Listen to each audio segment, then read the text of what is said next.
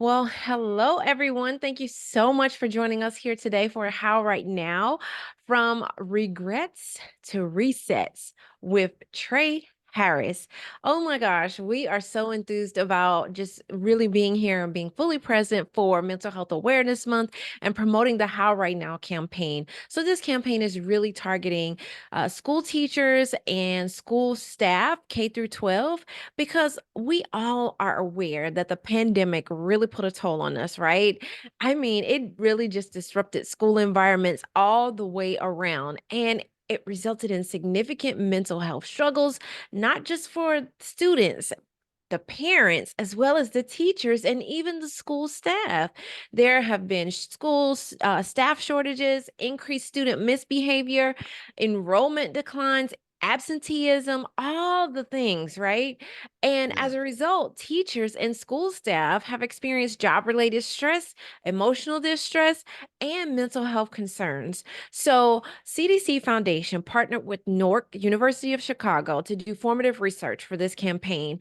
And I mean, they reviewed everything: existing literature, survey data. They did social listening, focus groups, you name it, with teachers and school staff. And they really wanted to dig down deeper into what the real issue is and how we can resolve it. And over again, the urgent challenges, not only for the teachers or the administrators who are running the schools, but also for the paraprofessionals and the other school staff. It was stress, worry, exhaustion, burnout, anxiety, all of the things. And so that's where this campaign comes in. And so what we're doing as Mental Health Awareness Month, we're going and doing a series of campaigns that are like really about each week. Last week was Teacher Appreciation Week. The week before that was Be Kind to Yourself. And we hosted a webinar with Tyran Jackson on self-compassion. And then for Teacher Appreciation Week, we had Steve Bowler, who actually is phenomenal. And he also taught us about client and culture in schools. So developing a positive one. He has some really great stuff there, guys. And if you missed it, it's not too late. You can catch the replay. It's up on our YouTube channel. You just go for Future Health Now Foundation and you will find it. And then, of course, this week we're focused on You Are Not Alone. And I was talking with Trey earlier or actually it was last week, and he was telling me about some of the things that he was experiencing. And what some of the teachers that he encounter every day are feeling. And so I invited him to be a part of this initiative just so that we could share and inform and educate you as well. So I would love to just welcome Trey to the webinar. Hello, Trey. Thank you so much for being here. Thank you for having me. Thank you for having me. I'm excited to be here. It's a pleasure, and I'm just honored. You were talking about Steve on the show, and I told him earlier, I'm like, man, I got to go behind you. This is going to be something that's awesome. He's such a phenomenal speaker. But tonight, I'm just here, and I want to say thank you again, Miss Reed, for the opportunity and for allowing me to be here. Yes, of course. Now, I realized that I did not give your bio any justice. So let me take a moment and just share with everyone a little bit about your background. So you are a graduate of Memphis Overton High School. That's And then right. a veteran of the United States Army. Thank you so much for your service. You served 11 and a half years, and that's no easy feat, I'm sure. You're a graduate of Liberty University. You received a Bachelor of Science in Religion and also a criminal justice graduate from the Helms School of Government and graduate of the Liberty University Baptist Theological Seminary with a Master's of Arts in Pastoral Ministry. And currently, you're pursuing your doctorate. All right. Woo! In apologetics and theology at the Rollins School of Theology with a completion date of this year. That's really exciting. That's right. And thank you, man. I thank God for that. Yeah. Awesome. And you've been in public education for 9 years and religious education for 16 years. That is correct, ma'am. Yes, ma'am. All right. Well, awesome. Well, just hand it over to you. Tell us all the goodness and show us what you got for us tonight. All right. With regrets to resets. We're going from regret to reset. And again, I want to thank everyone for tuning in on tonight and thank Siobhan for this awesome opportunity to be able to speak and to share with others that are going to be able to get this. Uh, I want to deal with regrets to resets. And the reason why I want to deal with that is because we're at the end of the school year, and a lot of us as teachers, we hit a place that we often look back over things, and some of us at times we develop what's known as regrets, things that we could have done that we did not do, and we begin to look back and say, man, if I had did this, if I had did that, would the outcome have been different for this student? I just want to share with you one of my greatest regrets that happened early on in my career. In my career as an educator, I'll never forget this, and it still sits with me today. Is that I regret not taking the opportunity to listen to a child once that had something to say to me, and they never said it vocally, but they gave me the look that they needed me to listen to them because they needed help. And what made me really feel so regretful about it was is that I didn't listen at them. And after the Thanksgiving break, those kids never came back to school again. They were removed into CPS custody. Now that says a lot for a lot of us, and no, I don't feel like I did anything that was out of order. It's just that I didn't take the time to listen to what the kid had to say. So that was a form of regret for me, and that put me in a place of feeling sad, if you will. But the kind of regret that I want to deal with, as far for us on tonight, is a regret of what's known as a missed opportunity. A lot of times we regret things that we did not do, and it becomes known as a missed opportunity. So tonight, I want to look at how we move from being stuck at uh, being held, if you will, captive to the missed opportunities and moving into a place of full reset. So when we regret something, we look at it as an opportunity that we did not take to do something. Maybe I regret, we can regret as educators that I should have took this extra minute with this kid on his math problem, and he would have scored higher on his state exam, or on his cumulative exams, if we had took that extra minute. Or I regret that I did not prepare a little harder or a little better for this situation in order to be able to get this kid to a place to where they need to be educationally. And that puts us in a place of regret, because we look at that was an opportunity to make a difference in a kid's life. I don't care how long you've been in education, how well we teach, how well we prepare. We're always going to run into that point where there's going to be a regret about something that we could have done better. Let me take you to the world of an athlete. An athlete often regrets that they may have missed a free throw, or they may have missed a layup, or they didn't train hard in the offseason to be able to make the postseason. That's a regret, if you will, because we are regretting something that we did not do. So when we regret something, it puts us in a place that we now have to go back and do two things before we can even get to resetting. So many times we try to move from from regretting and going right to resetting, that we miss two very important stops along the way. What stops am I talking about here tonight? I'm talking about the stops that I'm looking at are the stops that we fail to stop at, such as refocus, number one. When there's a regret, we should always take a moment or a time to sit back and just refocus for a moment on where we are. When I say refocus, that means now we need to take the attention that we have and place that attention or our resources on a new situation or a different situation. Now, what do I mean by that? We're already in a place of regret, and we're trying to get to reset, but we can never get to reset if we continue to regret and not refocus or reflect on what we have done, what we did not do, and what we need to do the next time when we get ready to move forward. Are you with me on tonight? So now, as I continue to look down here, I say at refocus now, I regret not being able to listen, but now I'm going to refocus, and I'm going to take that energy that I have that are refocusing now, and I'm going to place it on how to do the situation or how to prepare differently or better next time so that the results will be different. One thing we need to understand in this area is that we just cannot continue to do the same thing and get the same results over and over and over again.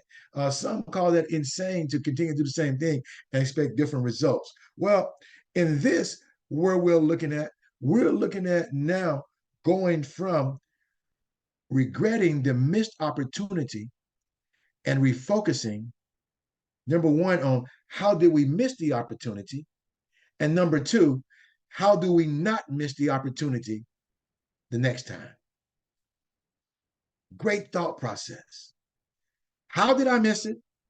And how will I not miss it the next time? So part of the refocus phase is that now I'm going to take everything now while I'm in refocus period, and I'm going to now just sit back and think how I can take all of those things that I applied where I may not have hit the target completely or in the bullseye like I wanted. So, what did I not do? And now let me channel that into the newness instead of sitting and staying in a place, watch this, of having regretfulness. Because when you get into a place of regretfulness, you now begin to feel sad about the situation. In order to progress from regrets to resets, we cannot allow for ourselves to fall into a place of feeling sad. It's okay to reflect and to regret, but we should never allow for ourselves to feel that we're so down that we didn't give our all. Maybe we just didn't make it and we gave our all. That's fine. But we need to learn how now to refocus that energy. And then while we're refocusing on the regret, we can now move into the reflect. What are we saying here, Trey? We're saying three things so far. We're saying that we're coming from regret, regretting a missed opportunity, and moving into a place that now we're going to take all the attention and we're going to place our attention and our resources and we're going to place them on the next situation or the next target or the next task so that we can score higher or do better on the next phase that we get to. So now when I focus that and I get to the next spot that I can see and understand now, okay, I have a new target. Let's reflect now. Reflect puts you in a place of rest. Believe it or not, teachers, educators, staff, those listening, we all need rest. We need to have a place of rest. And when we're in a place of reflecting, we're finding ourselves thinking deeply or thinking carefully about a situation. Okay, so here we go. Hope you're writing this down. We regret, and then we move to refocus, and now we hit reflect. Reflect is while we're resting. However you relax, however you reflect, some reflect, we all reflect differently in different ways, but we should all come up with the same intent, and that is to think deeply about the situation that we are reflecting on. Okay. So now when we reflect, I'm reflecting about the situation, and the situation that I say now, I think deeply about it. I'm thinking deeply. I'm thinking deeply. Okay, Trey, how can I change? Trey, let's just not look at how I can change, but let's look at what did I not do so well. That's part of assessing the situation, which goes into reflecting. Every one of us as educators need to be able to take a step back and to do an honest assessment of ourselves. You know, we can often assess students, we can assess our co-workers, we can assess our administrators, but when was the last time we took a step back and we assessed ourselves to reflect, to think deeply about how we're actually performing in the task that is being given unto us? That's reflection. So we've gone from regret to refocus to reflect. So now we've reflected, we've refocused, and we have had our moment of regret of the missed opportunity, not a period of sadness, but just a period to say, man, I missed it. We all can sit back and say, I missed it. I missed the mark. That's honest. That's an honest assessment. I missed it. So now I've refocused on it. I've taken the situation and I've put my new attention, I've focused my attention on the new task at hand. And now I've reflected at how it's going to be done differently. Now I'm ready to reset. And when I said earlier, we often try and move from regret to reset without even having a moment of refocus or reflect. That is one of the greatest mistakes that we have, is that we move so fast by skipping the stops along the way. We can never skip the steps. We have to make the steps, because each step allows for us to be able to, if you will, to prune or to cut away the things that we need to leave behind for the next task, so that we can now have, through the reflection period, new growth, new mindset. I often like to refer to a mindset called the transformative mindset. And a transformative mindset means that not only am I accepting the things that I know, but I'm also willing to open up my mindset to receive things that I may not know. And I get those things through what is known as a honest assessment. Okay. So now, as we move into the reset portion, which is the last phase of this, reset means that we're now going to start again. Most of us are going to be finishing up the school year here within the next week or so. I know my last day is the 24th here in the school district in Texas. Excuse me. So I'm finishing up. So when I finish up, I'm not going to go immediately to reset. I have to go back now and look at everything honestly, face the regrets, go through the refocusing period, go through the reflecting phase. And then as I go back in August, or as I continue to teach over the summer after reset, reset means, I like to tell people this, when I reset, I'm not allowing for my past mistakes or failures to keep me from progressing into the next phase of success. So many times we allow for the things that we did not do well to keep us down. But if we can get by those things and we can have an honest reset. See, an honest reset means those things are not keeping us from excelling or propelling. That's an honest reset. I like to tell people there are two types of resets. There's a dishonest and an honest reset. We can say we have reset, but at some point in time, through that dishonest reset, we often find that we're reflecting back on the failures, and they're keeping us in a place that we cannot excel any farther. So when I look at reset, and as I give it to you on tonight, reset simply means to start again. After a period of rest, stop right there. We have to have a period of rest in the reset before we can have a period of change. So now a period of reset or a period of change, so that now we can feel better able to deal with life and life situations. So the reset means now that I'm able to deal with all the situations that I'm going to deal with now in my new task, and I can deal with it with a fresh mind. A lot of us, a lot of people, a lot of the times, a lot as educators, we hold on to so many things.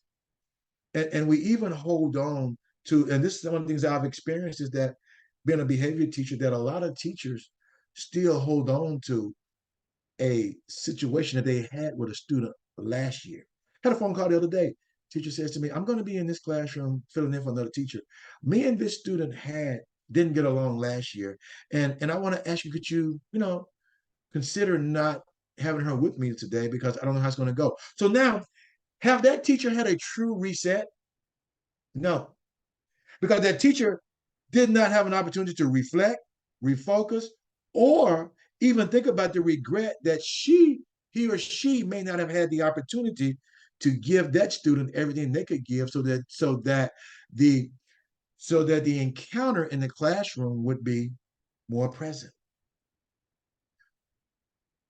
So when we reset on the negative reset, a dishonest reset, we still hold on to those things that are, as for a word I would like to use, is plaguing us, because it's not allowing for us to become healthy all over again. And believe it or not, it affects the mental of the situation as well. Our mental health capacity is also affected when we don't allow for ourselves to go through the stages of regret, refocus, reflect, and reset.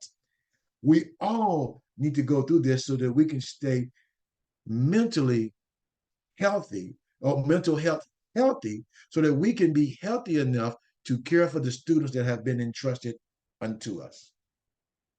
So as I prepare to bring this to a close on tonight, I just want to recap that regret should not be a state of feeling sad, but it should be a place that you're actually thinking or reflecting back on the state of a missed opportunity.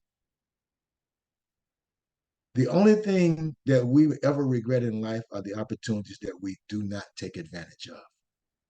We have to learn to take advantage of those opportunities. Next, tonight, I want you to take with you that you need to understand that there is a need for me to refocus more. I need to learn how to refocus more. I need to learn how not to channel so much negative energy into the things that I did not do well, but to look forward to the things that I need to do better so that I can do better next time.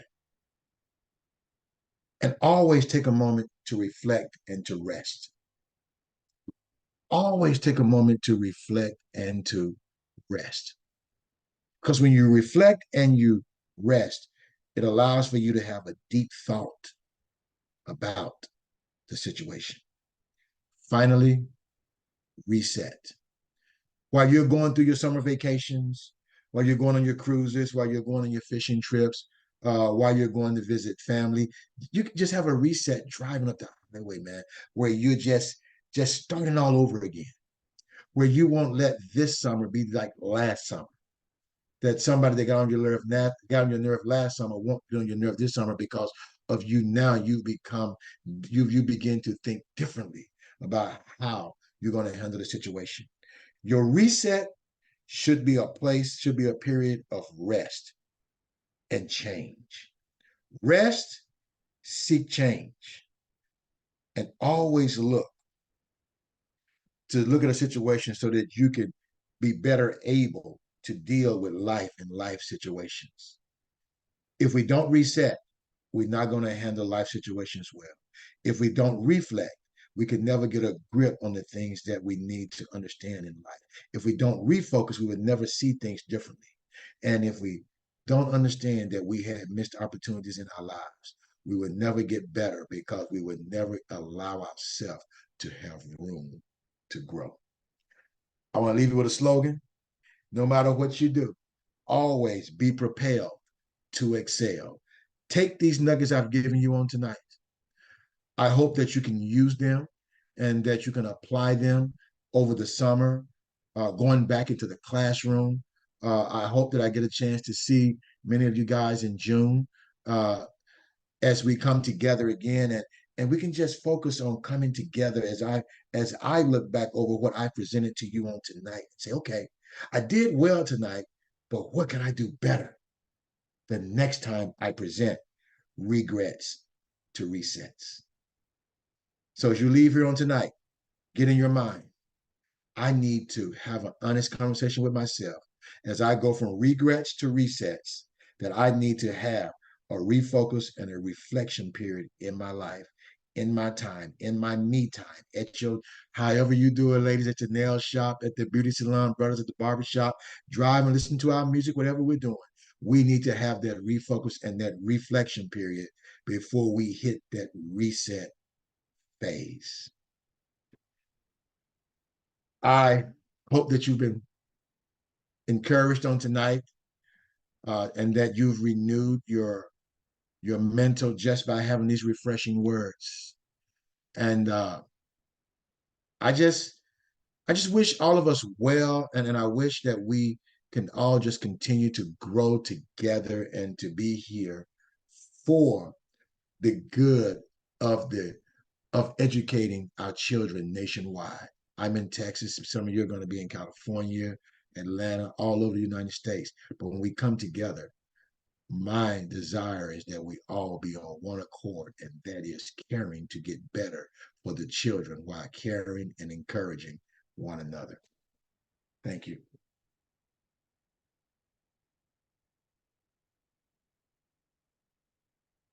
That's it, Siobhan. Any questions on tonight? Anyone want to ask? All right. I don't see any questions. If you have any questions, please drop them in the chat. I'm also monitoring our Facebook Live. So if you have anything there, please definitely drop a question in the chat. One of the things that really resonated with me, I'll tell you, is the fact that you said honest versus dishonest resets. Because if you feel like you're resetting, but you're not having that deep down, authentic, real conversation, an honest conversation with yourself and dealing with that regret or reflecting on what it is that you feel like is a missed opportunity, then that's when you are doing yourself a disservice. And then the other piece that I really liked about it was rest. You can't forget to rest. Oh my gosh, it's so easy for us because we have so many Yeah. things. And when we are stressed, we tend to feel like we can kind of put it out of our mind by just over, indulging in all the things that we have to do or that we can do. But I like what you said about whatever your peace or your zen is, taking that moment and that time to rest. For me, I do like to go get a pedicure or to go to the gym, the steam room, and that is my way to really unwind. And even if I have to get really deeper, then I need to go for a swim. So I totally can appreciate that. And then I also have an survey link for the session today, and I've shared it on the Facebook Live. And now I'm going to share it actually in the chat here in this session. And I would love if you could complete the survey, give us some feedback, let us know what your thoughts are. It's just 3 questions. We just want to make sure that we are giving you useful information that is helpful to you and that will really inspire you, encourage you, and support you along the way. There is a link to the How Right Now campaign that is full of resources, and I would love to share that as well. Yes. And I'm dropping it in the chat right now. And so with this, it is actually it's funded by the CDC Foundation, and there are a lot of resources. I mean, a ton of resources for any kind of emotion or feeling that you're having, any kind of support that you need. Feel free to get on there and just really explore. And there are other partners as well that are aligned to support this initiative.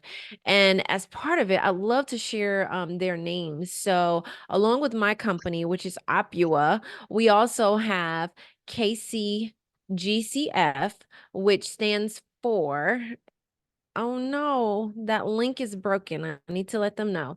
Minding Your Mind, Hope Givers, Rural Schools Collaborative, Regional Youth Adult Social Action Partnership, Action for Healthy Kids, and the Nebraska Department of Education. So hopefully you will be able to explore the website. There are social media graphics for you to share. They are very insightful, and just really to promote well-being so that we can all know that we are here for one another and we are together. I would love to be able to share the anthem video here. I don't know if it will work because I did not prepare properly to share the video. But let me give it a try and see what I Okay, can do. let's go. All right, let's see.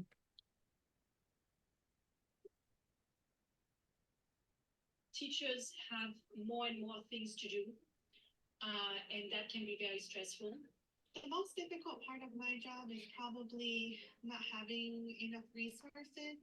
As a teacher, we have never-ending deadlines, never-ending work. There is always something to do. I would say the most stressful part of teaching is everything not related to teaching. So communication with parents, things that are put on you by your administration.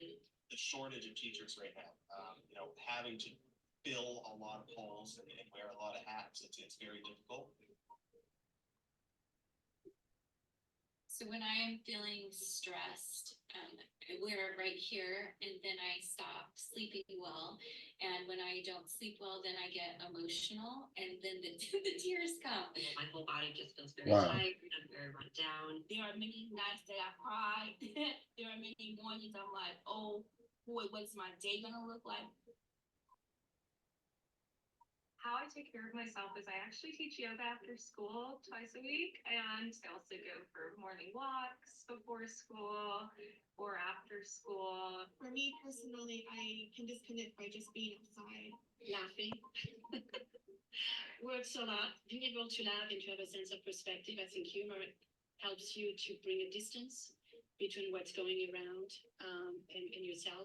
The thing that always works for me when work gets super stressful is honestly just my weighted blanket that I have. It just naturally calms my whole nervous system.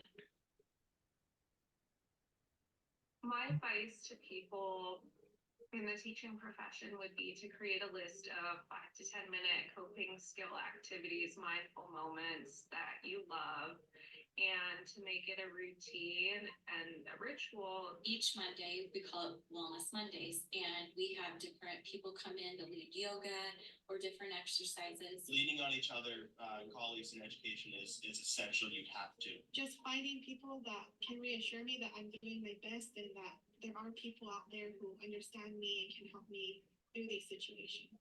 We take care of one another. Education can be a shining light, and it's really the equalizer for everybody. You can have a really bad day at school and still realize that what you're doing is making a bigger difference. We are the best profession in the world next to doctors, and that is my true belief. But even a doctor had a teacher.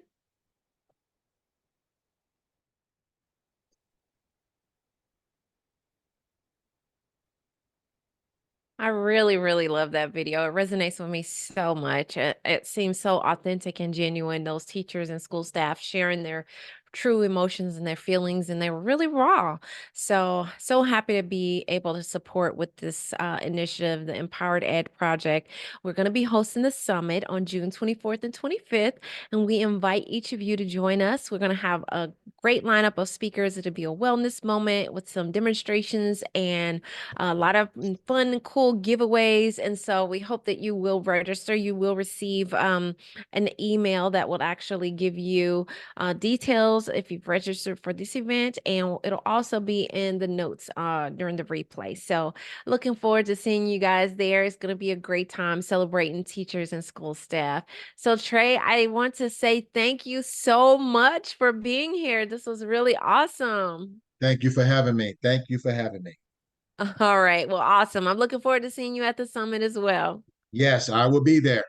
All And right. I'm gonna reflect, refocus, and reset and be ready to come with something more powerful that's going to help us in this area as well. All right. Well, have a lovely evening and I will see you soon. Thank you. You too now. Thank you. Thank you all for tuning in.